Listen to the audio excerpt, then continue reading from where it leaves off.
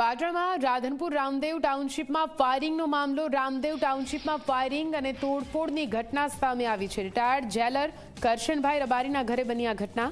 5 થી 6 જેટલા લોકો રાત્રે તોડફોડ અને ફાયરિંગ કરી ફરાર થઈ ગયા. આશરે 2 રાઉન્ડ ફાયરિંગ કરવામાં આવ્યું હતું. ગાડીને પણ નુકસાન પહોંચાડવામાં આવ્યું છે. વધુ માહિતી સાથે સંવાદદાતા પ્રેમલ ફોન લાઈન પર જોડાઈ ગયા છે. પ્રેમલ, શું સમગ્ર માહિતી આ મામલે?